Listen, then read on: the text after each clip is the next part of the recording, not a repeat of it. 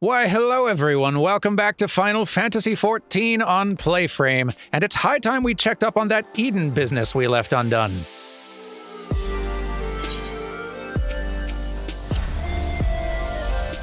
Yes, still plenty to be doing out here, so so let's go ahead and check in with the group.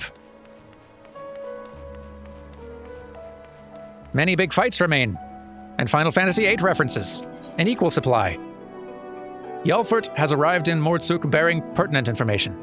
Do tell.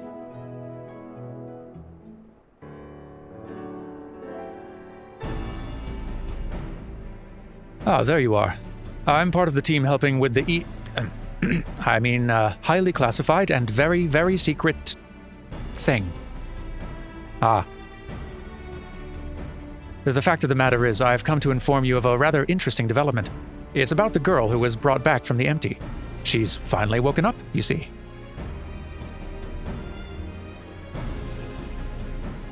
Yelfert! And Derman, too! We heard the news from Thancred. Is it true? Why, yes, it most certainly is.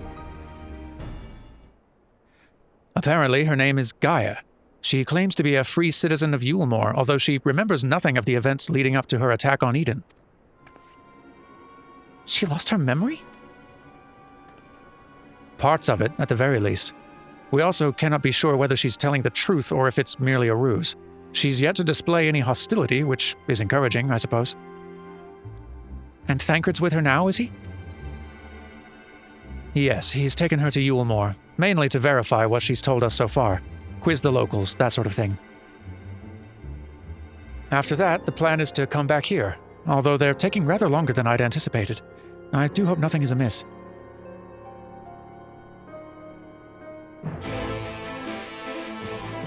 I think we might be going to Yulmore. I'm Yulmore or less certain about this. Sorry. Good grief, are you always this slow? At this rate, it'll be dark again before we know it. The night sky returning is all well and good, but it does make each day seem awfully short. And are you still dragging your heels back there? At least act as if you've got a purpose, would you? Hello. Now, look here, I'm not one of your servants. Why don't you try carrying your own luggage for a change? Thancred, you're back! And being bullied, do you want to introduce us? You lot are a sight for sore eyes. Yes, even you, Oriange. Gaia and I have just finished shipping her personal effects from Yulmore. I'm glad we could finally meet. Properly, I mean. So, did you learn anything useful? Other than where she lives, not an awful lot. Her supposed neighbors barely know the first thing about her. Hells, she barely knows the first thing about herself. Her recollection of her life in Yulmore is patchy at best. But she seems convinced that she'll regain her memory if she accompanies us, and so she invited herself to join our merry band. And for her first act, she ordered me to carry her luggage.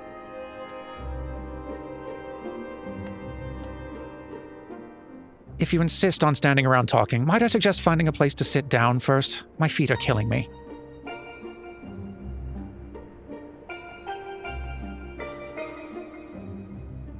Then perhaps you should have chosen more sensible footwear. Still, it's not such a bad idea. Shall we?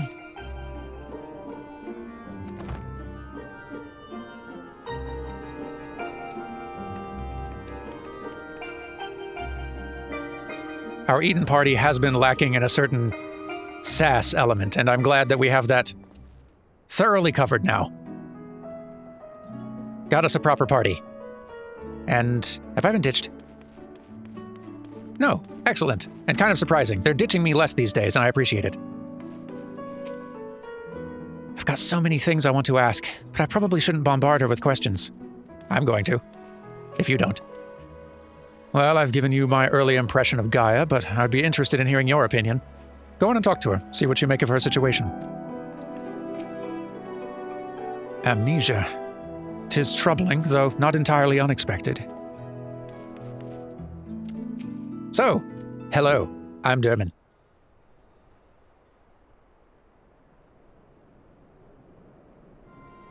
So you don't remember anything at all?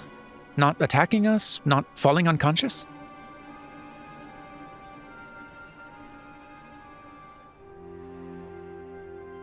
Such selective amnesia would rightly raise suspicion within those of a cautious mind. Yet, if she doth speak the truth, it would lend credence to my current hypothesis, though admittedly some further. Not now, Urianger, she's only just woken up. We don't want to bore her back to sleep. In any case, I prefer to follow my instincts, and they're telling me that Gaia means us no harm. After much deliberation, I thought it only right to let her know about our work in the empty, as a sign of goodwill. After all, trust works both ways. Though I would ask you, Durman, not to let your guard down just yet.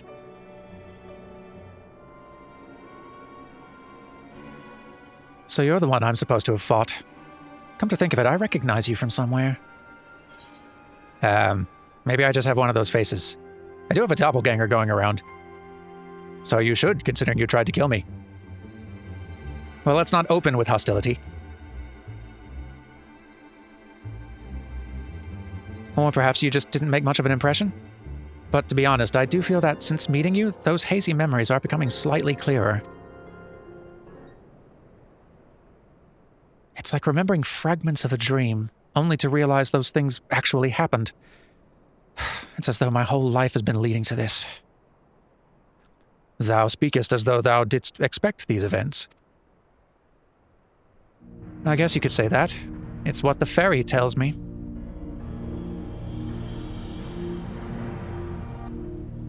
I can't see it, but it's as though there's someone else inside me, and I can hear its voice in my head.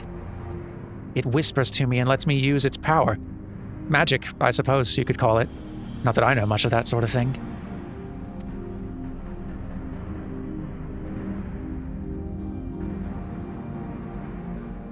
And this power alloweth thee to tear open the fabric betwixt realities, that thou mayest call forth the ether-starved denizens of what remaineth of the 13th. What? Was that supposed to mean something, or are you just spouting random words at me?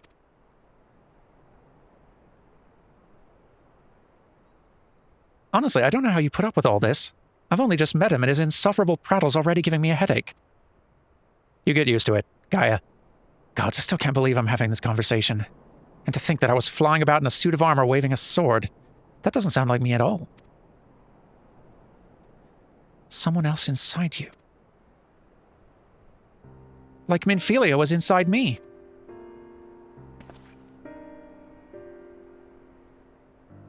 Aye, the similarities cannot be ignored. Though it is too early to say with certainty, Gaia may well be the Oracle of Darkness. The Oracle of Darkness? What does this mean? It means that you may have been right when you said she has something in common with Emet-Selch.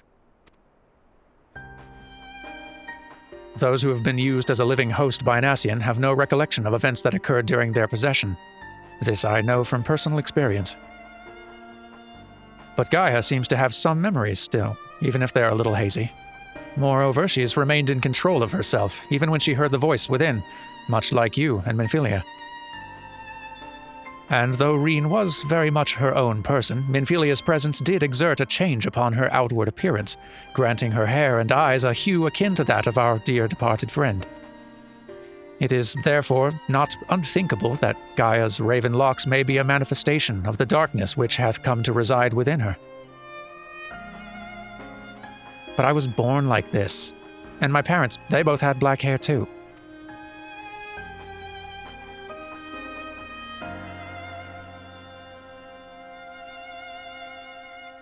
Or at least I think they did. It's been so long since I saw them, I can't remember too well. But enough about me. You're Minfilia, aren't you? The Oracle of Light, who they were hosting in Yulmore? That's right, although imprisoning's a better word. They kept me locked away and I didn't know much about Yulmore and its people, or the rest of the world for that matter. I see. And how exactly did the Oracle of Light come to run with the Warrior of Darkness? Well, it all started when... And then long explanation.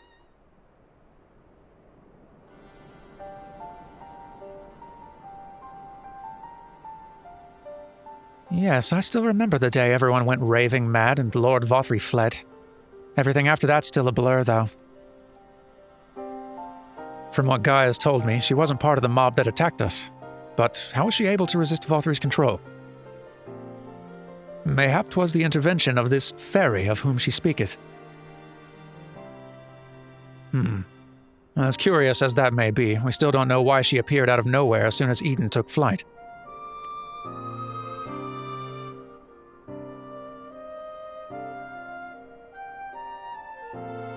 This is just a guess, but I'd say that the Faerie reacted to it in some way, and for whatever reason made me go after it. Yes, that seems like the only explanation. I don't know about you lot, but I've had enough nattering. I'm going back to Eden. What? But why? The Faerie wanted something from Eden, and knowing what that is will bring me a step closer to discovering exactly what's been living in my head all these years. Besides, my memories aren't going to restore themselves, certainly not through idle chit-chat, so I'm going, and that's that. Gaia, wait! Insufferable. Utterly insufferable. And yet, we can't well leave her to her own devices. Come on.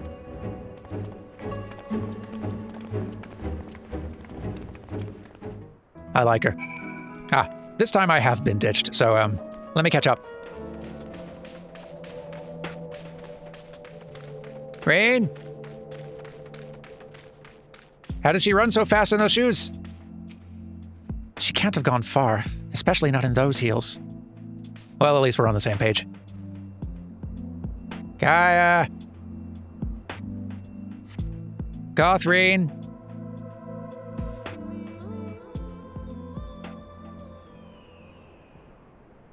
Get away from me!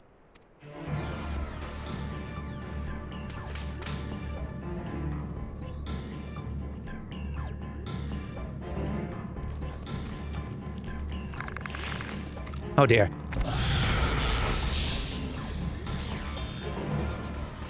Gaia!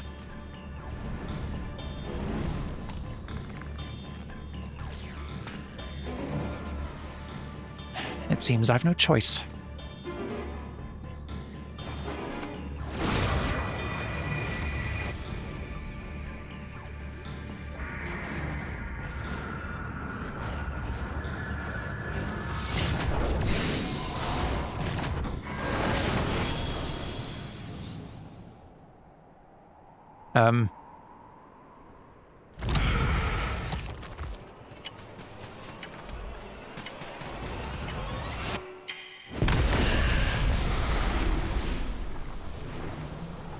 Oh.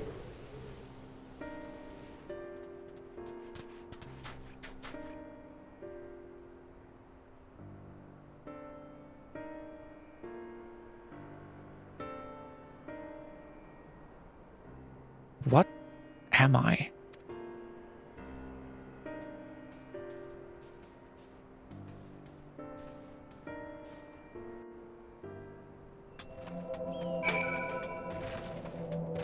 That was a cool trick, though.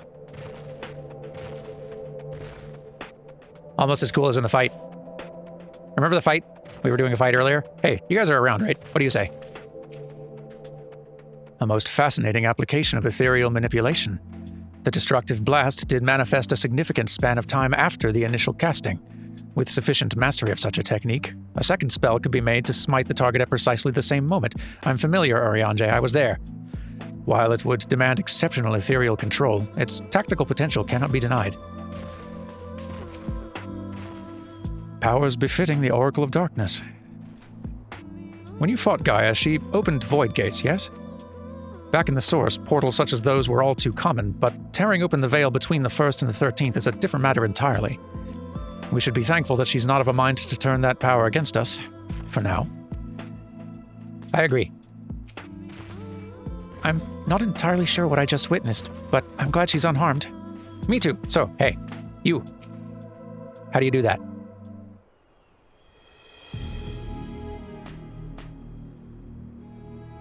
What are you all gulping at? I don't mean to stare, but it's not every day I see magic like that. So this is the power of the Faerie you spoke of? Ever since I was a child, it has whispered to me, telling me what to do. That's how I came to use its power. But there are things I can't even explain.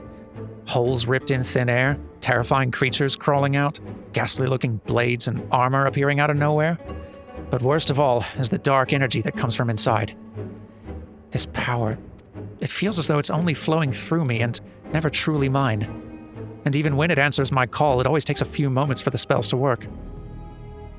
So, in summary, you don't have control over the magic. Well, it's not as if I ever tried to control it. I haven't made a habit of fighting wild beasts. Unfortunately, it's part and parcel of traveling through Amareng. And while I understand that you want answers, you're not going to find them unprepared as you are. But if your heart is set on this, then we'll help you. Reen, think about what you're saying. You're seriously considering taking Gaia to see Eden. There's no telling what might happen if she loses control again, so the safest option is for her to stay away until our work is done, somewhere we can keep an eye on her. You must realize it's for her own good.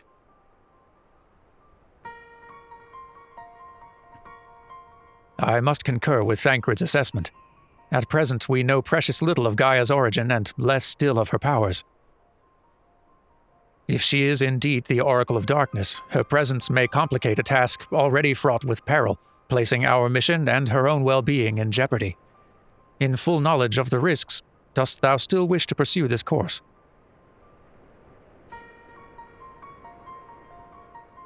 I do.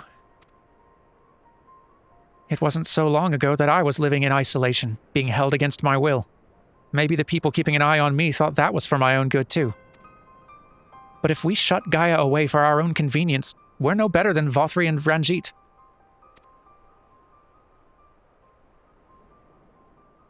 I've learned that when someone is in need, we must reach out a helping hand, not push them away.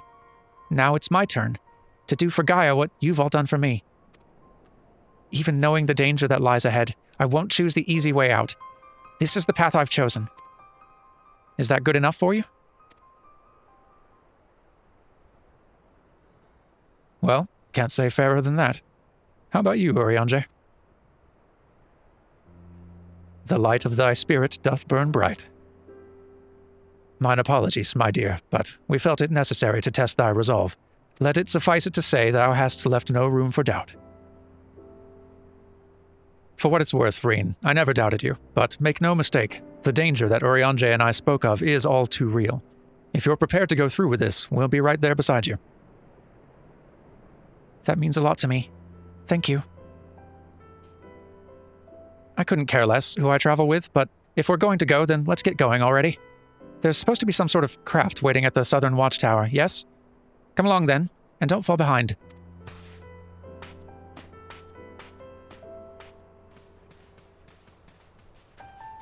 Okay.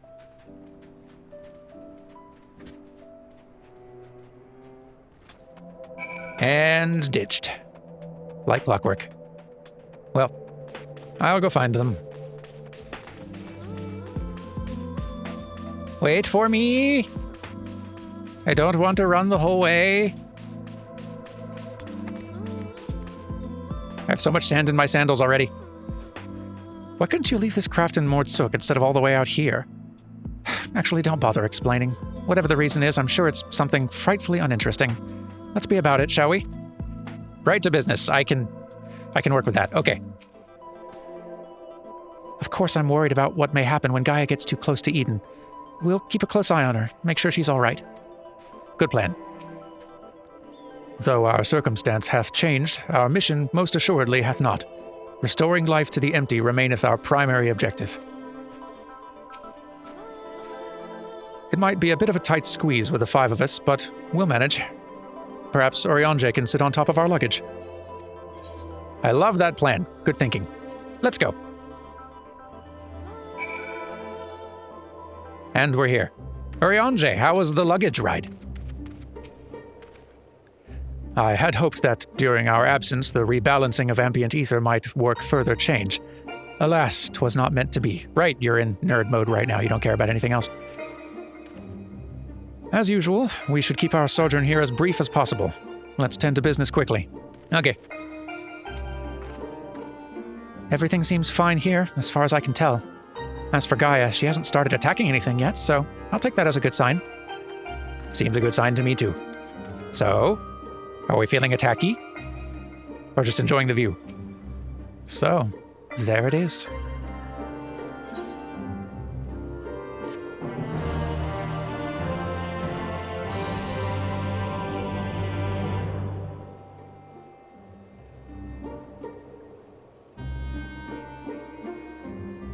Eden, where I'll find the answers I seek.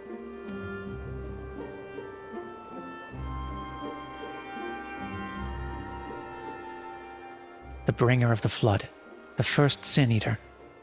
Would it lead me to my past or my future? What awaited on the path ahead, I couldn't say, but I had no choice but to take the first step.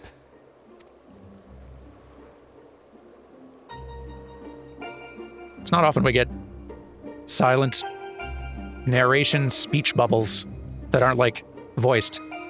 Though it does also feel Final Fantasy VIII appropriate to have a protagonist thinking lots of dialogue rather than saying it out loud.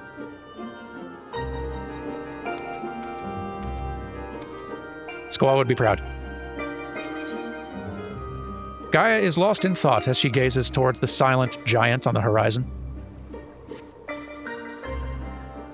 Very Squall. Your ellipsis skills are on point.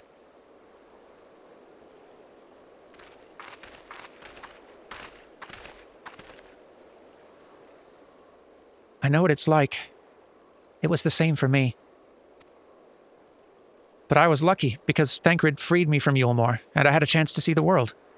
More importantly, though, I met all kinds of people, and they taught me not to live in another's shadow, but to be myself. Maybe one day you'll have that chance too. Said your piece, have you? One day? What's that supposed to mean? I don't know how the great Oracle of Light sees such things. But for someone like me, who's only known life in Yulmore, there was no tomorrow. There was no future, only the here and now. And while we waste time on these meaningless conversations, I feel each moment of my life slipping away. Time. It won't wait. Not for me, not for anyone. I don't know how much longer I can hold on to who I am.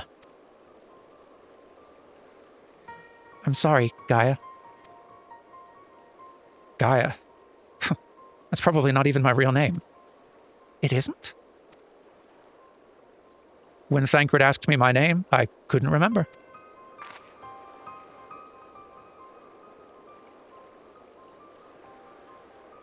That's when the Faerie whispered to me, Gaia. But if you grew up in Yulmore, surely someone there must know who you are. Everyone I once knew had either disappeared or been turned into sin-eaters. Those whose faces and names I still remember, that is. In the end, we found not a single person who so much as recognized me. As far as I can recall, I've never been the most sociable person, but still. Well, even if it's not your real name, I think Gaia sounds lovely. If you're happy with it, then that's what I'll call you. And if you're willing, instead of the Oracle of Light, please call me Reen. It's not the name I was born with, that's long forgotten now, but the one people whom I consider family gave to me. Is that so? Well, as much as I'd love to keep up this chatting, there's something that's bothering me. I thought that the Faerie would have reacted to Eden in some way, but so far, nothing whatsoever. From what I gather, it wasn't until Eden started moving that I appeared out of the blue. Perhaps if you were willing to actually try flying it somewhere, the Faerie might break its silence. If you've got elements to restore, or whatever it was, why don't you hurry up and get it over with? At once, your ladyship, you really could stand to learn a few manners. Like, start with 1 or 2 manners and we'll go from there. Be nice. And you need to stop wasting my time.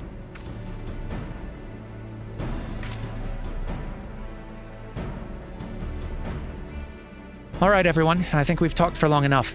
If you're ready, let's make our way to Eden. Okie dokie.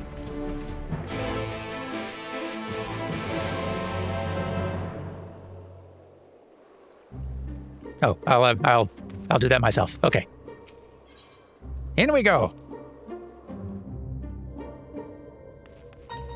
So, how do we like it? My memories. I think they're slowly coming back to me. My mother and father would constantly blather on about how the flood of light could return to end the world when we least expect it, and that we should live each day as though it were our last. They would often say, "I wish this moment would last forever." That was until they were selected for ascension by Lord Vothry and were never to be seen again. Since I had no other relatives, or even any close friends to speak of, I was left alone in the world. A past like that hardly seems worth remembering, does it? Well, sorry they're not any fun. Glad you're remembering some things, though. Reen's little chat with Gaia reminded me that, for all of our obvious differences, there are things we have in common. I, too, grew up not knowing who my parents were. The day Louis Soir gave me the surname Waters was one I'll never forget. Years later, it was under rather more desperate circumstances that I gave a certain young girl the name Minfilia. Little did I know then that it would end up crossing time and space, taking on a meaning I could have never foreseen. It came to be passed on to one girl after another, binding them to a fate not their own. In a sense, it may be said that I chose not only one, but two names for Reen. But by whatever name she's called, she's truly her own person now. And, as central to our lives as names are, I believe that it isn't the name itself, but the bonds it symbolizes that matter most. Well put.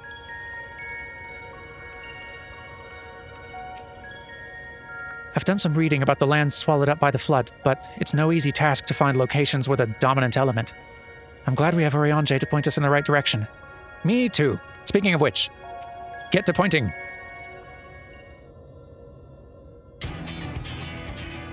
Following the initial changes wrought by the release of water and earth, the empty hath displayed no further signs of alteration.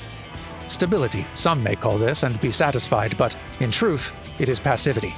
A passivity stemming from light's ever-pervasive presence. If we are to break the status quo, we must needs employ a catalyst, a third element that shall rouse and stabilize those unleashed energies in activity. Therefore, I propose lightning. So the primal would be Ramuh, yes?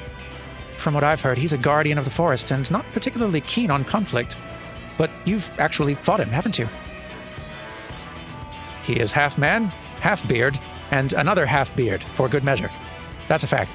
I spent most of the time chasing after orbs with varying degrees of success. Also true. I do like this one, though.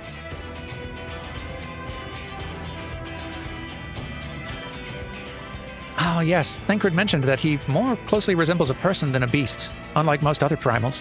And apparently he tends not to move about much. I'm glad to see our lessons have paid off. Well, it's like you say. If we want to call forth an accurate representation of the primal, I should picture it in my mind as clearly as possible. At the very least, it's worth a try. But the rest is up to Dermot. I'll do my best. In order for this to work, we need to actually fly somewhere, yes? So rather than sitting in one spot while you exchange anecdotes, why don't you get this blasted thing moving first? One must admit, the suggestion is not without merit. Reen, might I suggest the Gandalf Thunder Plains as our next location? These plains, it is writ, were perpetually blanketed in storm clouds, the only source of illumination, the ceaseless barrage of lightning. The ambient ether that lingereth there shall provide ideal conditions for the summoning. Then that's where we're heading. Come on, Eden. We've got a job to do.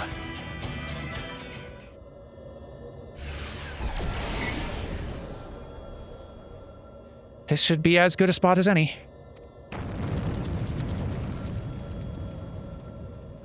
All right, Dermot. Whenever you're ready.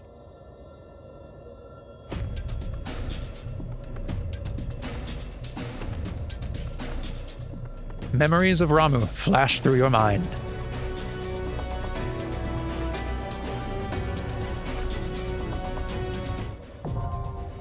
And with that, the fifth boss fight of the Eden series is now good to go.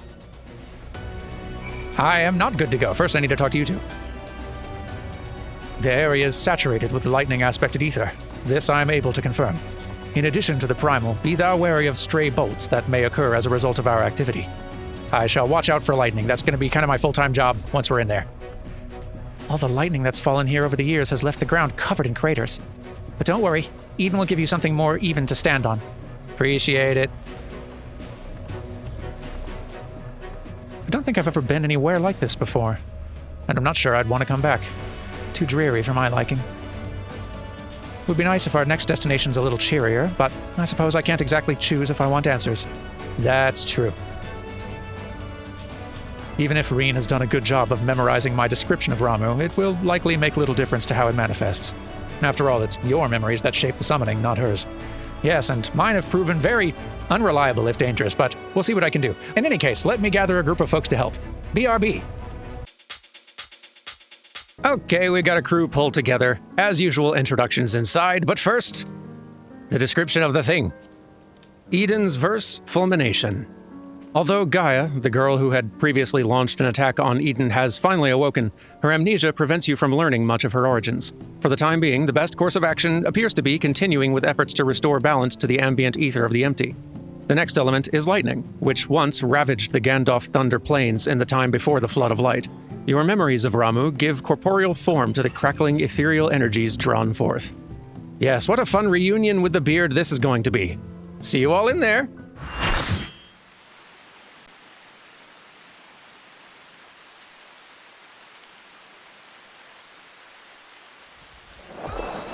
There's no turning back. Get ready! Boy, this really is just the Thunder Plains for Final Fantasy X, huh? Don't know why that didn't click before.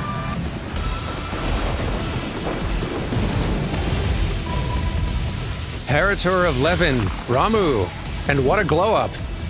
So, this is Ramuh.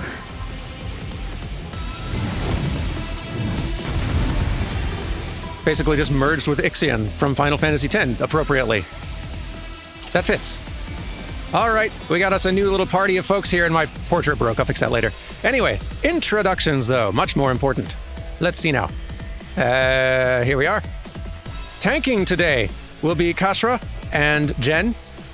Healing today will be Mikkel and Agrain, which I may have said wrong. Sorry, I even asked you how to pronounce it beforehand, and now I'm choking just when in the moment. Sorry. Anyway, also damage dealing will be Manilpt, Dea, and Umasti. Welcome, all of you. You all look great. I think there is some cosplay happening in here, too, although it's a little harder for me to... I'm a little worse at spotting it this time. Call yourselves out in comments with your cool looks if you were cosplaying a thing that I failed to call out here. Anyway. All right. I believe we are ready for a battle. And what a battle it will be. Really, really loving the new Ramuh look. Let's mess him up. Thou must forge this world anew. I, Ramuh, shall test thy worth. And indeed he shall. He's going to be much more of an ordeal this time.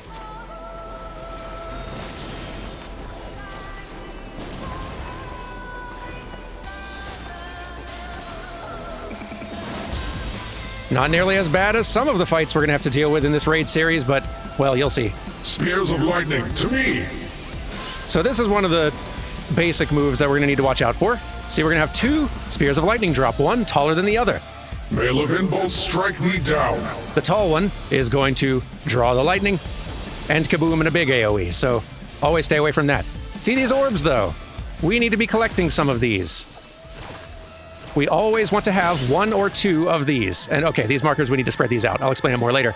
These orbs are providing us some level of lightning protection, which is good because there are certain moves that we're going to need to have some stacks of that to survive. From the storm of my judgment thou shalt not escape. So the little purple thing that marked me spawned this cloud. This cloud is going to just do little AoEs around itself for a little while and then eventually disperse. We need to keep those two clouds separate, though, because if they are spawned near each other, then they will join and start just doing raid-wide damage, which is much worse. The rolling of thunder foretells thy doom, mortal. Okay, this is one we really need to watch out for. Whenever he does this, his next move is going to be much stronger or much bigger or both. And he's about to do Divine Judgment Bolts, which if you don't have a stack or two of these orbs, will kill you. Or at least it would when the fight came out. It might just damage you very badly now. I'm not going to take chances and find out. Swift as thou art, I am swifter still. All right, for this one, this little shade of him here is going to dash across, do damage in the center thing here, and do knockback on either side. So position carefully. O noble beasts of Melvin, may none withstand your charge. This version of it, those little things are going to dash across these little lanes here, so stand in between them. Pretty easy to do now, maybe a little harder once mechanics start getting mixed and matched. Anyway, back to remembering to do moves, actually.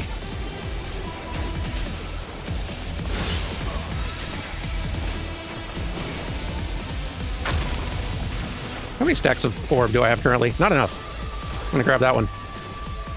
Just to be safe. Whoop. Nah, I dashed too far! Oh, I got reckless, sloppy me. I should have just taken the hit. Danced too close to the sun. Oh, cool, just in time for a Judgment Bolt. That's not ideal timing. Whew. I'm okay, got an orb. Neath rolling cloud, unrelenting lightning doth strike. And now we're just gonna start getting targeted with little danger puddles every which way. And probably some other attacks soon, too.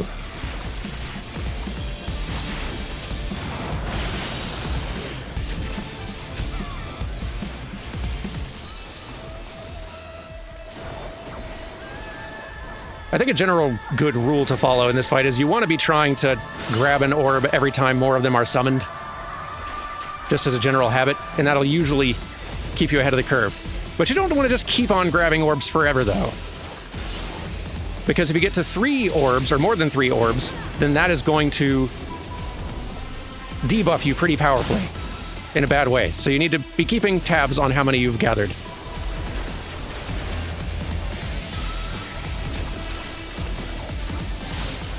We've seen a lot of his individual attacks at this point, though, so it's really just combinations of them now, for the most part, that are going to be our main cause for concern.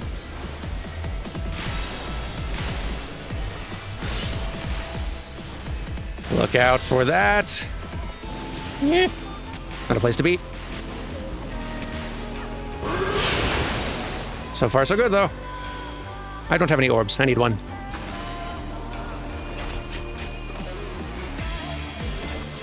This isn't even the scariest fight we're doing today, but it is one that's causing me to juggle enough description that it's very hard to actually keep track of doing things myself. The bosses are learning my weakness. That I have to, like, fight and talk and dodge all at once. Okay. Opposite side of the tall thing, but also those 2 clouds need to be kept separate. That should be far enough apart. Yeah.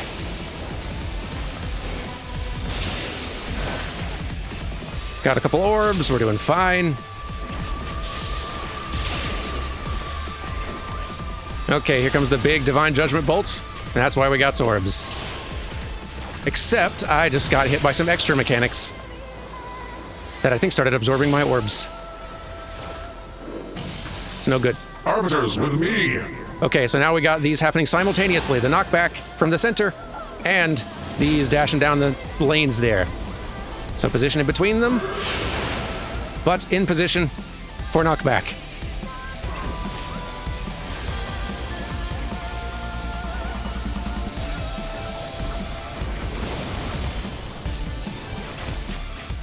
We're almost through, though.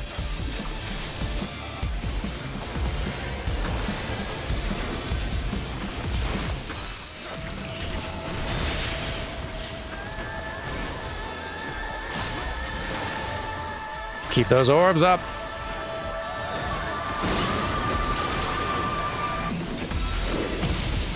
Okay, let's see. We got these lanes. We've got the little danger puddles peppering the floor.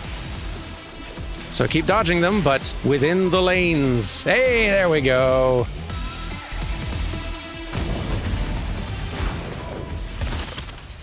I've taken thy measure, bringer of light.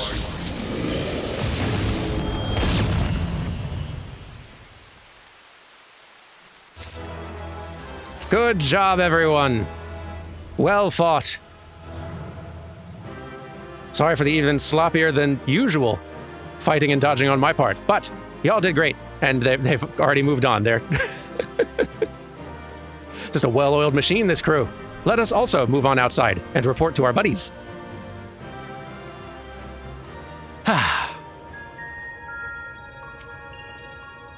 I had my eye on Gaia the entire time you were fighting Ramu, and besides the sort of reaction you might expect from someone watching you take on a half-man, half-flying horse thunder god, I didn't notice anything out of the ordinary. The fact that Eden itself also showed no signs of being affected by her presence can only be a good thing. But I'd understand if Gaia herself were more than a little disappointed that she's no closer to the answers she seeks. Is that the case? How are we feeling? So that thing was created based on your memories? Maybe there's a way we can use Eden to summon the Faerie like that. I hadn't thought that far ahead. I've mostly really been thinking about dodging the last 10 minutes. Once again, 'twas a most superlative display of thy puissance. Now I could not fail but notice that body did belong to Ixion, fabled equine embodiment of lightning. Hast thou perchance encountered the beast? I don't think so. Like, Ixion's not a fight in the game anywhere that I'm aware of. Maybe it's like a mount? Or some other sort of thing? I feel like Ixion does exist in the games in some capacity, even if it is just as sort of like a mount or fashion thing or like a little minion or some such. I don't think it exists in like a story sense, though. Correct me, comments, if I am wrong in that. Despite the many hours I've spent in this game, there's so much of it I haven't seen. Anyway. I thought I was prepared to expect anything, but I didn't expect Ramu to turn out quite like that. Appearance aside, he was quite aggressive as well. The Sylph's belief in him as a kindly guardian clearly makes a difference to his temperament. Anyway, I'm just glad it's over. Let's get back to the camp and see if anything's changed. Oh yes, let's do that. Right, I gotta pick a thing. I keep forgetting.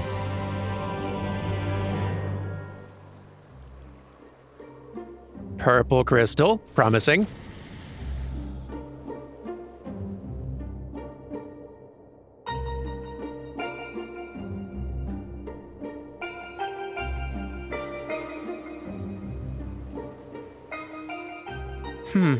The crystal's a different color, but apart from that, it all looks the same.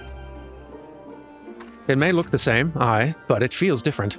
The air has grown slightly more humid, as it does before rain. I have to say, I'm not exactly prepared for wet weather. What weather are you prepared for? I guess pleasant sunny day. It's Final Fantasy fashion, it doesn't have to make sense. If Eden can control elements and so on, can't you tell it to send those clouds somewhere else? Speaking of which, I'm not very impressed with its so-called powers. If changing yellow crystals to purple is the extent of its abilities, it's no surprise the Faerie didn't bother showing up. I hope that whatever's next is more worthwhile. Rather than influencing the ground beneath our feet, Eden hath brought change to the firmament above. And yet, 'tis clear that a more dynamic element is required for the natural cycle of precipitation and evaporation to be complete. So we need movement. Would wind do the trick? Most certainly. It seems we have a plan. Let's not dwell too much on the effects of each individual element, and instead focusing on seeing them all restored.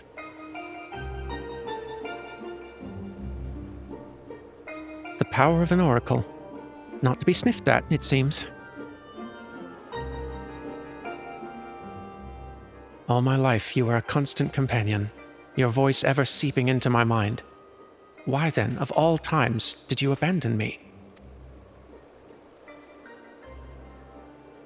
Deaf even to the crashing of thunder? Or were you simply biding your time?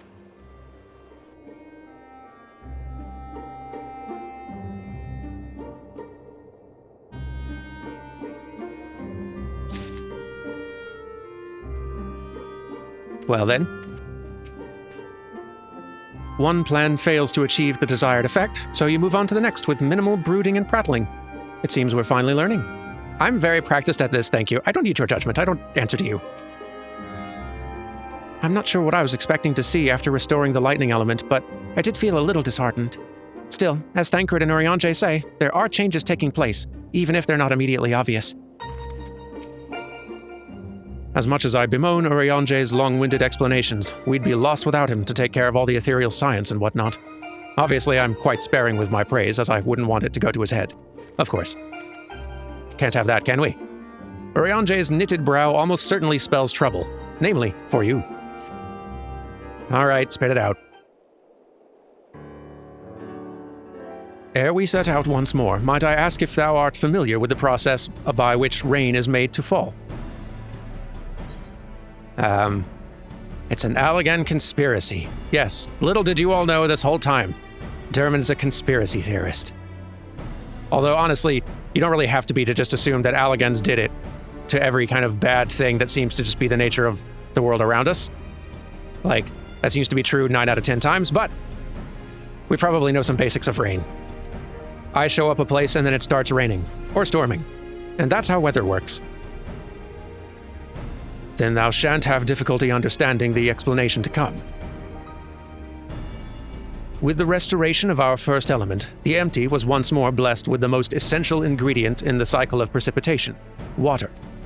Under normal circumstances, the heat existent in the atmosphere would cause water to evaporate from the land's surface.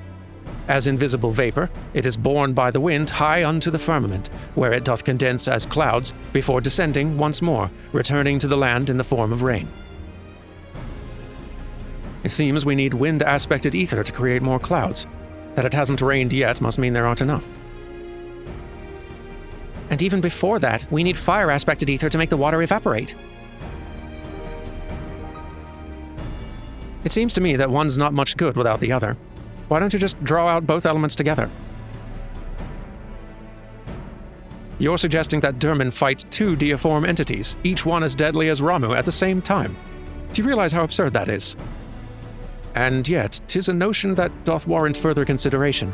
Urianger, don't encourage her. Oh, you can't be serious. Cast your minds, if you will, to the elemental wheel I did show you in the bookman's shelves.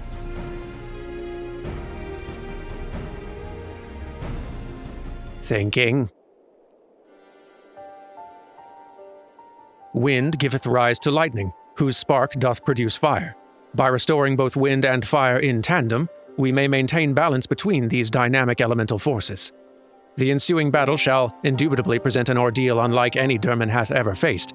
I believe, however, that this path doth lead to the prize we seek.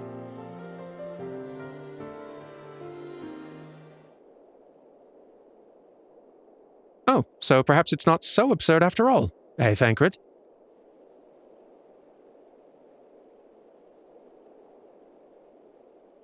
I wouldn't dream of questioning Urianger's grasp of the science behind it.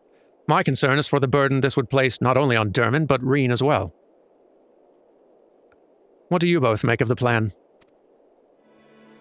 If Urianger thinks it'll work, I'm willing to give it a try. As long as you know what you're letting yourselves in for.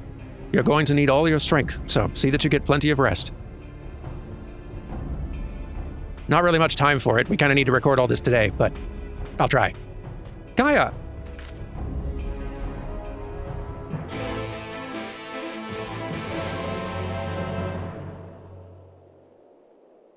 She done wandered off. Hey. Well, catch up with her in a second. I have selected a location in which wind and fire-aspected ether lie dormant, though I shall wait until Reen hath completed her preparations ere I dispense with the particulars.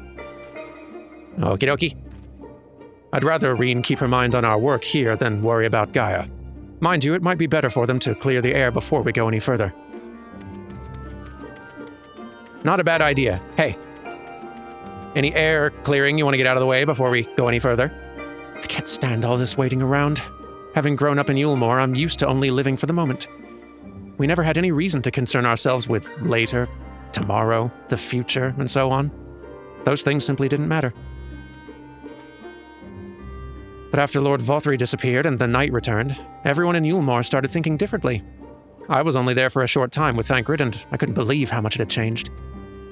It was almost as though, under Lord Vothry's rule, time had stopped moving altogether, and when it ended, life went back to how it was supposed to have been. They realized they had their whole lives ahead of them, to make plans and to look forward to a new day. It feels like I'm the only one who can't move on, as if I'm still stuck in the past. What's worse, I can barely remember any of it. Even so, I can't stand the way they act as if the past never happened, choosing to forget it all. Something is definitely eating you. Generally.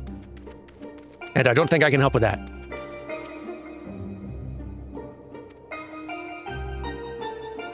It seems Reen is reluctant to air her concerns.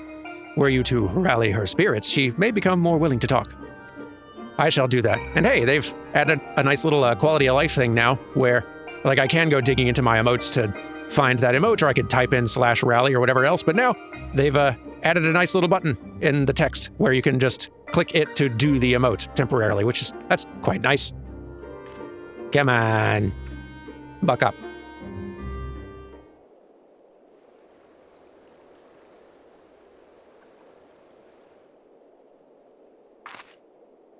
Yes, you're right. There's no use trying to pilot Eden while I've got other things on my mind.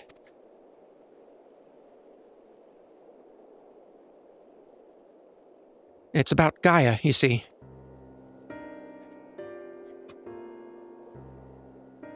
The truth is that apart from Alice and Alphino, I hardly know anyone my own age. I thought that I should make an effort to be nice to Gaia, but, well, you've seen how she is around me.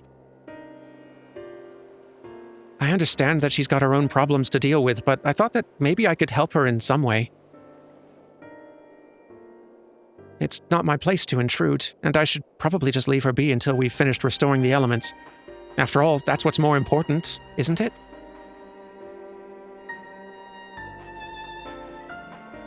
Let me talk to Gaia while you concentrate on the task at hand.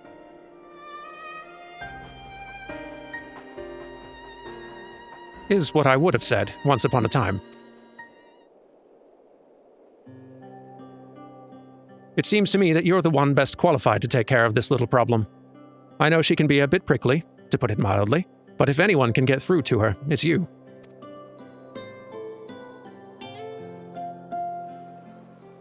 Although we've only known her for a short while, we're all she's got, and I think she realizes that. Just let her know that she's not alone, and she'll come around eventually.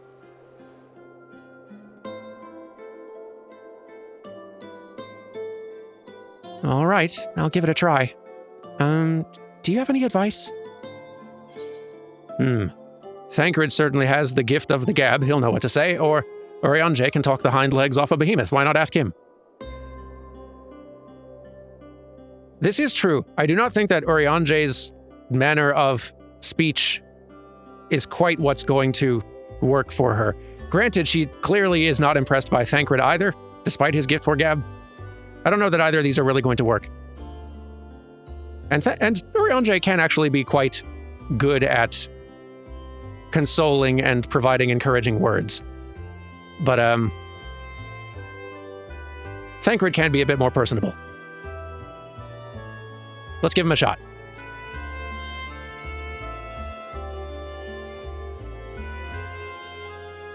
I'm afraid that since arriving in the first, I've had little time to mingle with any of the locals. I haven't a clue what young women like Gaia would be interested in.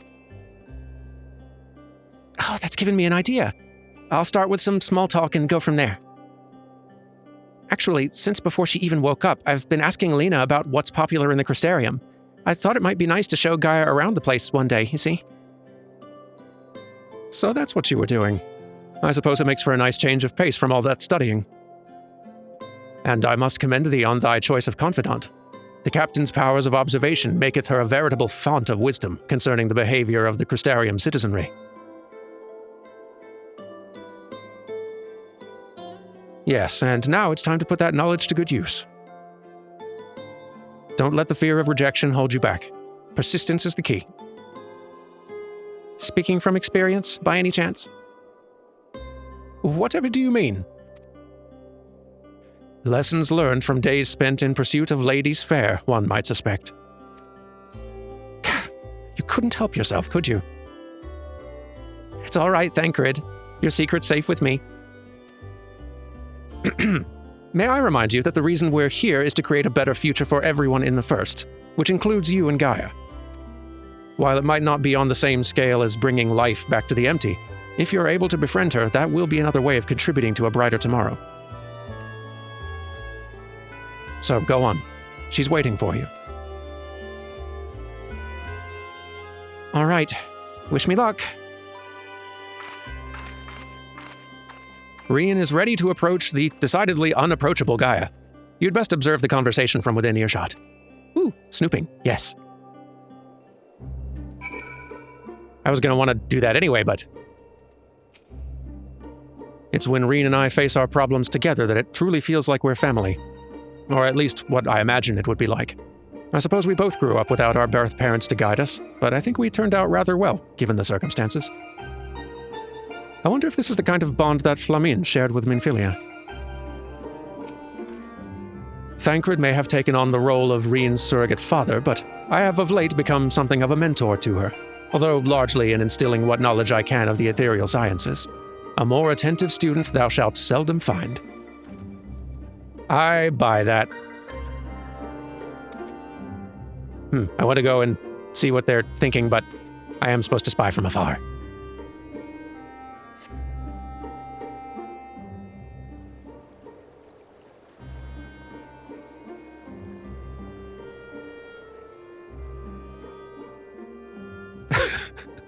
Act casual.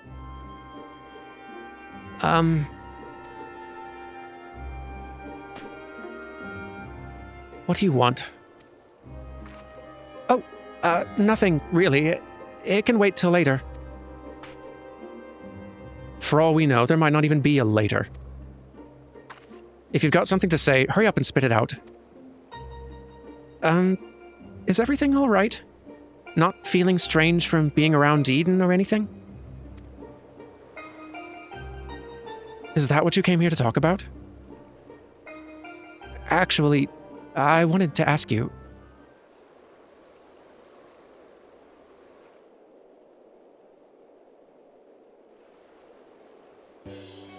Would you like to go and have coffee biscuits with me?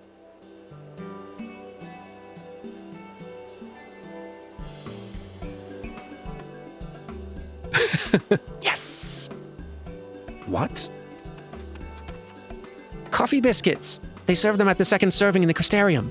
Everyone's talking about them, so I thought that maybe once we've finished our work here, you and I could go there together. Let me get this straight. You came to talk to me about biscuits. Yes, they're light and crispy, and when you dip them in coffee, they go all nice and squidgy.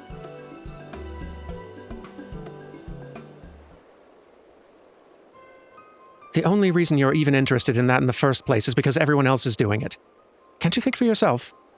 I do what I want, when I want. After all, the world could end at any moment. That's not going to happen. Not if I've got anything to do with it. Listen, Gaia, I understand what you're going through. Believe me, I do. But you mustn't lose hope. A new day will come. And then another, and another. Life's not so bad if you give it a chance. You'll see. Shut up. You think you know me? Even I don't know who I am. Until I find the truth, I'll never be free. Then we'll find it together. I've seen enough pain, enough loss, and I don't want to see any more. And that includes you, Gaia. Why do you care so much about other people? What have they ever done for you? I'm sure you haven't forgotten about how Yulmorin's treated you, the precious oracle of light, like a bird in a cage. And yet you act as if none of that ever happened. So forgiving, so selfless. You and your family brought back the night sky, and you finally had the chance to lead a normal life. But instead, you're flying around in a giant sin-eater, trying to turn a barren wasteland into some sort of paradise. And for what? I may not remember much of my past, but I'm fairly certain that I've never heard of anything so ridiculous. Out of morbid curiosity, I'll see it through to the end, but if you think that makes us friends, you are very much mistaken. Gaia!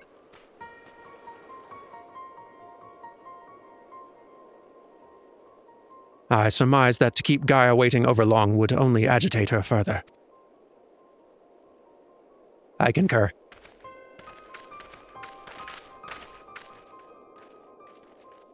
I thought it was a good pitch.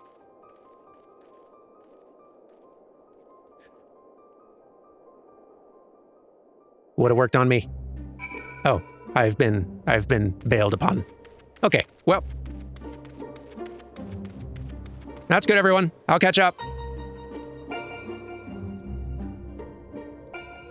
No need to wait for Dermin. Not you as well. Look, I've had enough small talk to last me a lifetime, so don't even bother. I believe you have a job to do, yes? Then be quick about it. Okay, I'm going to... Fine, but not because you told me to. Reen's looking a bit down in the doldrums, but you let me worry about that. We can't allow anything to interfere with whatever goes on in your mind when summoning those primals. Yeah, whatever's been going on with my mind summoning these things hasn't been going great. I don't want to risk that getting even worse. I think we've both rested for long enough. Let's get started, shall we? Okay.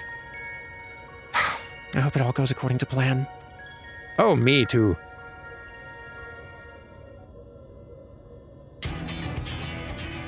To defeat the deiform manifestations of both wind and fire shall require every last mote of thy strength. That thou hast triumphed over such beings in previous encounters should be at the forefront of thy mind as we commence the summoning. Where are we going this time, Ariane? The place called Ashfall doth satisfy our requirements, I believe.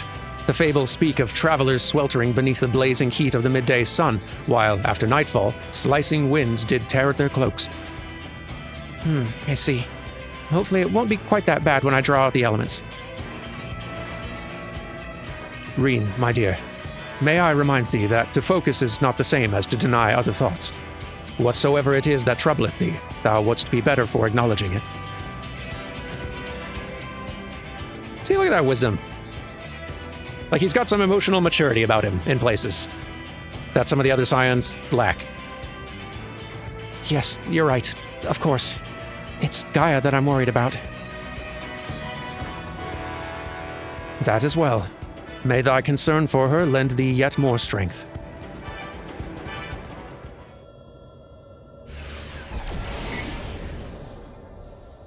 It's time. I'll begin drawing out wind and fire in equal measure. Dermin, we'll only get one chance at this, so let's make it count.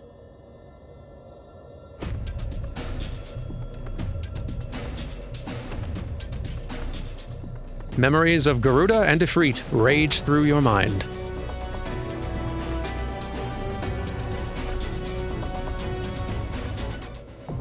And this one's going to be a little bit of a doozy.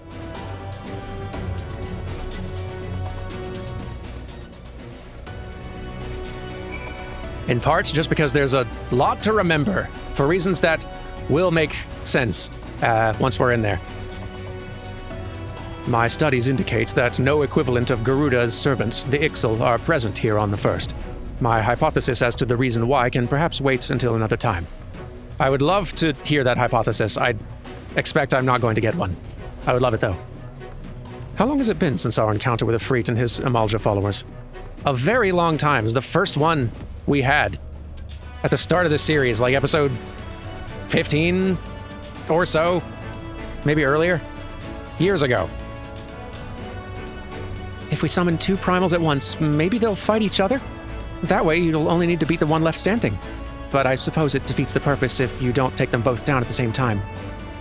We should be so lucky. I wonder what sort of hellish beasts you've conjured up this time. Yeah, I wonder and worry about that also. Okay, well, let me go ahead and pull a description up, and we will prepare for battle. Eden's verse, Furor. According to Urianger, the elements of fire and wind must be restored simultaneously to successfully complete the cycle of rainfall and evaporation. Unfortunately for you, this equates to facing the combined might of a pair of raging primals. Images of the ferocious Ifrit and the maniacal Garuda are made flesh, and you steel yourself for battle. See y'all in there!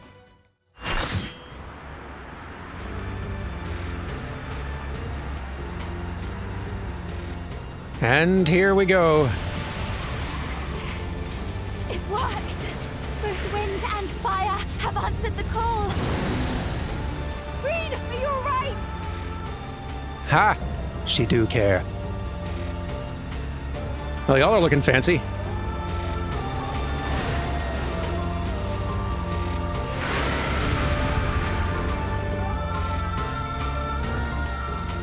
And here we are once again. Same crew. Wonderful as ever. My portrait still needs fixing. I can't believe I forgot to do it twice. Oh well. Let's see. Who shall we dance with this time? Such lowly creatures. I shall not suffer them to live. And I shall not suffer thee to fail, Garuda. So, we're going to be fighting the two of these in a variety of configurations, and there's going to be a lot of moves to remember. Let's see how it goes.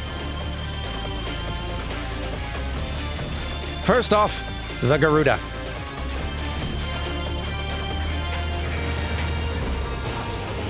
So, Faerie, this here, we see those little blades. We want to kind of get on the other sides of them, in between them, because big conal AoEs on either side once they go off. Bad for your health.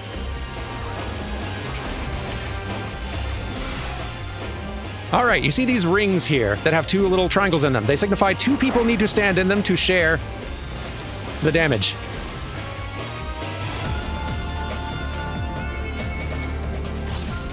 Pretty basic on its own. But eventually combinations will happen. So this thing here, we want to stand outside it, but not too far outside it because it does a knockback and the outer ring wall will kill you on contact, so. All right, we got two people in each. Good, good, good. So far, so good.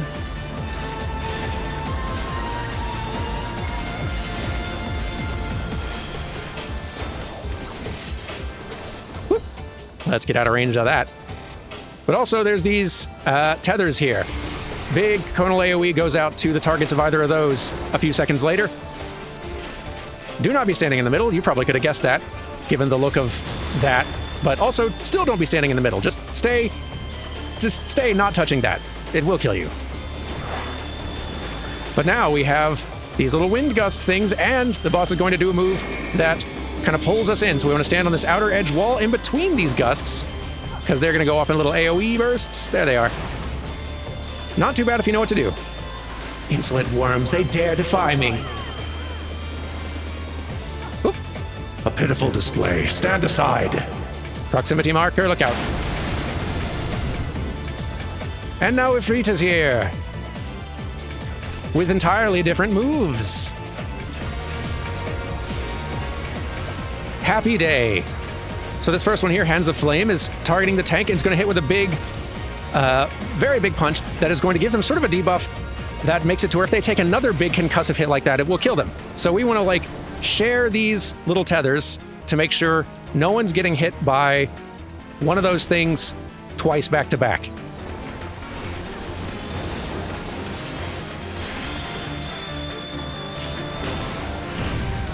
Look out for the danger puddles, as is tradition.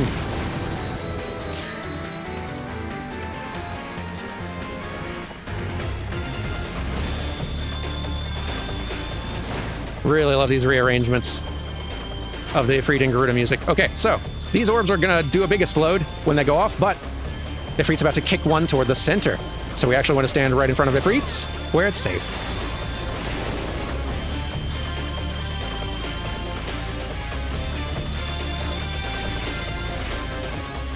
So far, so good, though.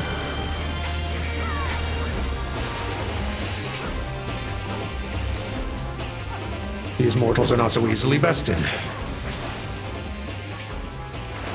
No more games. We face them together.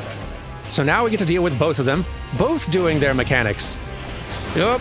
Look out for the center thing. Look out for the big eruption puddles. Don't stand in the center thing. Okay, now there's wind. But also, Ifrit is here, and Ifrit's going to kick one of the wind things over to the side, so stand in front of Ifrit, but ready to get knocked back into the center. There's the orbs. There's the rings with the two triangles. Now I've been targeted by this thing, so everyone, let's share these tethers, huh? It's a lot of moves to remember, yes. There's that Faerie thing. Look out. Impossible. From where does this strength spring? Back up. Back up exclusively. Join me, Ifrit. By raging wind and engulfing flame, we are born anew. You thought we were done learning new moves? Now they are combined with new things. I am Raktapaxa, he who soareth on wings of crimson. It's Raktapaxa, everyone. There's not a lot of safe zones. Also, that's about to go off. It's like some of the old moves, but with some new ones mixed in. Lucky us, happy day.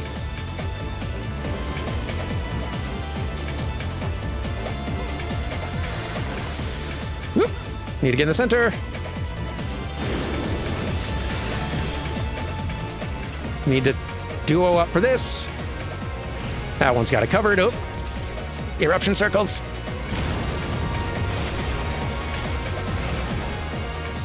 Very small safe zone.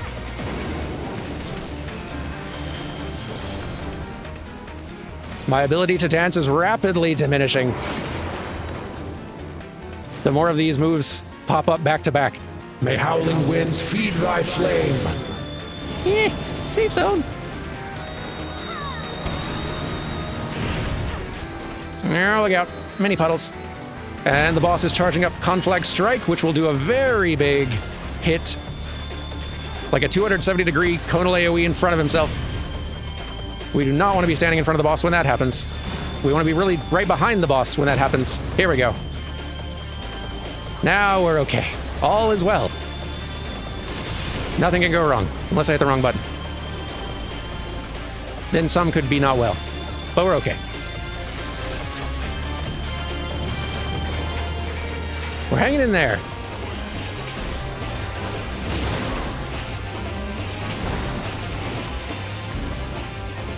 Taking a few moves to the face that we shouldn't, but nothing we can't survive. Whoops. Let's get out of there.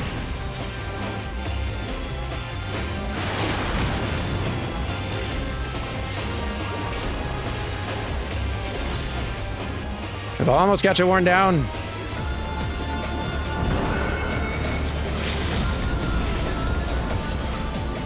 Finish this punk. Come on, yeah, there we go. We live. Whew.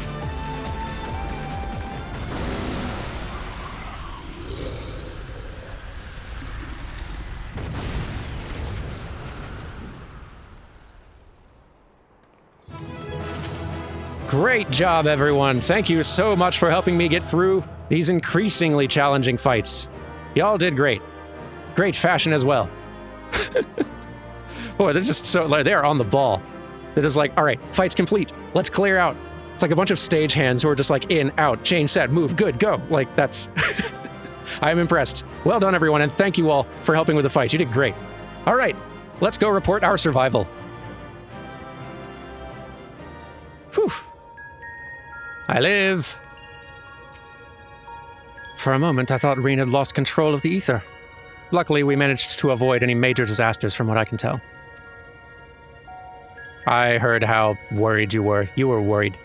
I'm not going to bring it up, because it'll embarrass you and you'll get defensive, but you were worried and I know it. Combining the contrasting powers of different primals seems an awful lot like the ultimate weapon. In any case, I'm pleased to see that you were as successful here as you were at the Praetorium. I should probably step out of the party, actually, while I'm still recording scenes and such, before the next fights. BRB, everyone! So, how are you feeling about my very good victory? That two such ferocious beings should meld into a single entity is frightful indeed. Further research must needs be performed to fully comprehend this unexpected phenomenon. Of course, you're not really worried about my victory. You're just relishing in all the new scientific information you get to now think about. Well, I'm happy for you. And for me. I'm alive. That was incredible. I never imagined they would fuse together like that, but you took them down all the same. I suppose the main thing is that we're now 2 elements closer to restoring the ether of the empty. Let's go and see what difference it's made. Let's do. I'm excited to see. It's one of the rare times I'm going to be happy to see rain outside while recording these episodes. Yeah.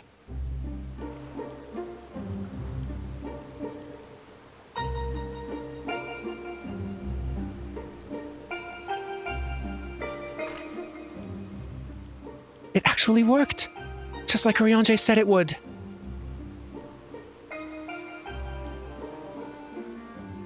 Everything we could have hoped for.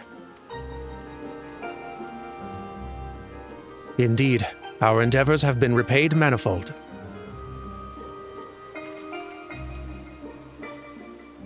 I wonder what'll happen when we restore ice.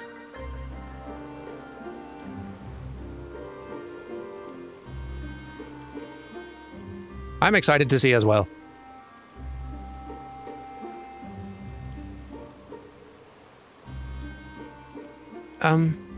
Is something the matter? One more element, and then what? You'll have achieved the impossible, while I'll still be... nothing. No memory, no past, no family. Nothing. The world has moved on and left me behind. Anyone who ever knew me is either dead or gone.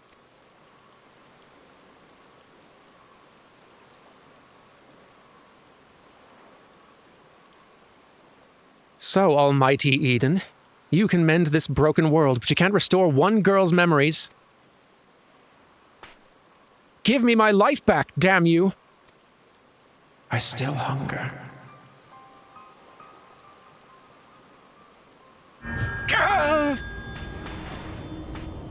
Extinguish the accursed light. Awaken our true power. Enough riddles. Tell me who I am. You are... I am... Gaia. Gaia.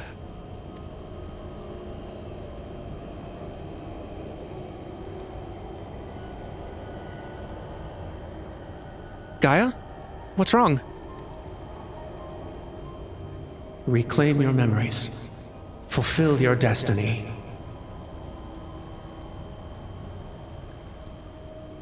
I don't understand.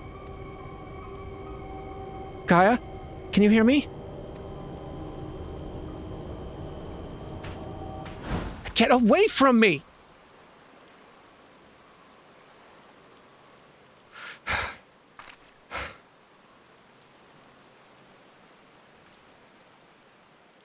Amidst the sound of falling rain, your voice called from within.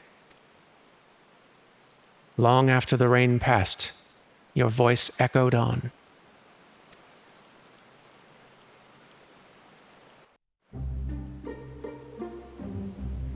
Oh, the rain's nice, though. It's very glowy. It's very glowy and has the color palette of something that belongs in like a 90s toy aisle.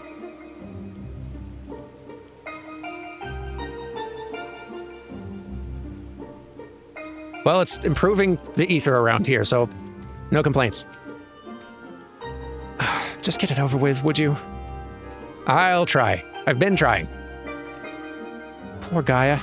If the Faerie lives inside her, why would it let her suffer like this? I wish there was something we could do to help. Pray, be on thy guard, my friend. Gaia may yet relinquish control to the voice within. Right you are, but I think, though, that we are done. We will resume this next time. Do take care, all of you, and I will see you next episode for more Eden fights. Goodbye!